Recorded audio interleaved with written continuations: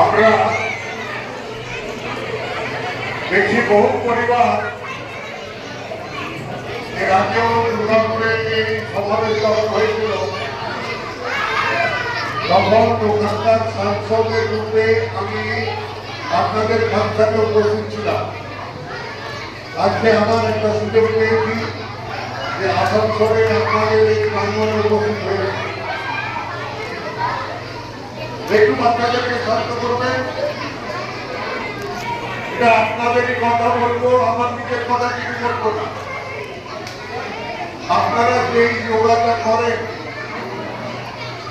আপনি জানেন কয়েক হাজার বছর আগে তার আরম্ভ হয়েছিল। আমরা জানি যে 4টা বেদ দেখা হয়েছিল, কিন্তু তার সঙ্গে সঙ্গে জানি 18টা পুরাণ লেখা হয়েছিল।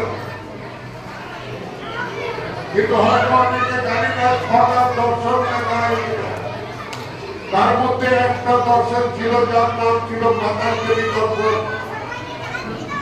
এই পাতঞ্জলি ঋষির লেখা দর্শনের মধ্যে যোগ ব্যায়ামের কথা লেখা হয়েছিল। এটা তো মৌর্য বংশের যখন রাজত্ব ছিল তখন এটা আরম্ভ হয়। যীশু খ্রিস্ট জন্ম নেয়নি তখন, তার আগে থেকে আরম্ভ হয়। কিন্তু এত বছর স্বাধীনতা হলো আমাদের 75 বছর, এই যোগ ব্যায়ামকে আমরা বিশ্ববিখ্যাত করতে পারিনি। যখন 2014 সালে আমাদের প্রধানমন্ত্রী নরেন্দ্র মোদী হলেন, তখন উনি নভেম্বর মাসে ইউনাইটেড নেশনে এই বক্তব্য রাখেন যে যোগ ব্যায়াম সারা বিশ্বের জন্য একটা ভালো ব্যায়াম আছে। যোগের মাধ্যমে শুধু শারীরিক শক্তি নয়, মানসিক শক্তি আর আত্মিক শক্তির বৃদ্ধি হয়। তার জন্য উনি যোগ ব্যায়ামের একটা রিজলিউশন পেশ করলেন, যেটা সারা বিশ্ব সেটাকে গ্রহণ করল। আজ গ্রহণ করাতে ইউনাইটেড নেশনে এই নির্ণয় হলো যে প্রত্যেক বছর 21শে জুন যোগ দিবস সারা বিশ্বে পালন হবে। 2015 সাল থেকে 21শে জুন যোগ দিবস সারা বিশ্বে পালন হচ্ছে। আগে আমরা ভাবতাম যে যারা যোগা শিখবে তাদের চাকরি কি করে হবে। স্কুলে একটা পিটি মাস্টার আছে, টিচার, হয়তো উনি থাকবেন, উনি চাকরি পাবেন। কিন্তু আপনারা কি কোনোদিন কল্পনা করেছিলেন যে একটা যোগা ইন্সট্রাক্টর আমাদের বিদেশে যে ডিপ্লোম্যাটস গুলো বসেন, অর্থাৎ আমাদের এমবেসি, আমাদের হাই কমিশন, সেই অফিসেও একজন মহিলা আর একজন পুরুষ যোগা ইন্সট্রাক্টর চাকরি পাবে? এটা সার্থক হয়েছে মোদীজির কারণে। আজকে সারা বিশ্বে যেখানে যেখানে আমাদের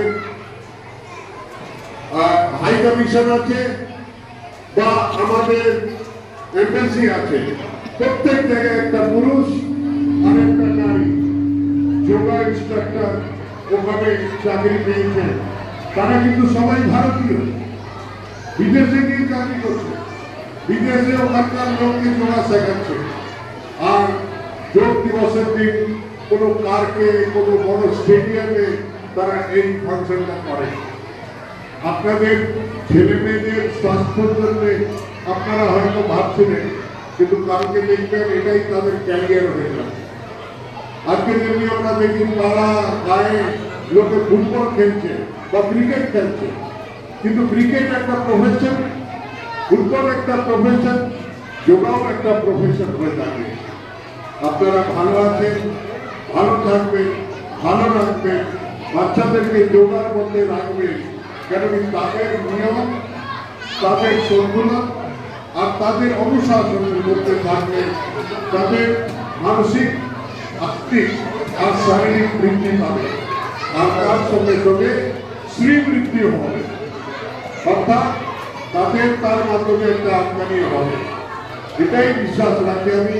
আর আমার অনেক অনেক শুভেচ্ছা আছে আসানসোল জেলার সংস্কারের জন্য, যারা এত পরিশ্রম করে প্রত্যেক বছর এই এত বড় কম্পিটিশনে যোগ দেন। আর আমি শ্রদ্ধা জানাই সেই মা বাপকে যারা মায়েরা কষ্ট করে যোগার জন্য নিজের ছেলে মেয়েকে যেভাবে টিউশনি করাতে নিয়ে যান, ঠিক সেইভাবে তাদেরকে যোগা ইনস্ট্রাক্টরের মাধ্যমে তাদেরকে যোগ শিক্ষা দিচ্ছেন। তারপর প্রত্যেক বছর কম্পিটিশনে এসে তারা যোগদান করছেন। আমি আপনাদেরকে শুভেচ্ছা জানাই আর আমার প্রণামও জানাই যে ধন্য আছেন আপনারা। নমস্কার, জয় হিন্দ, ধন্যবাদ।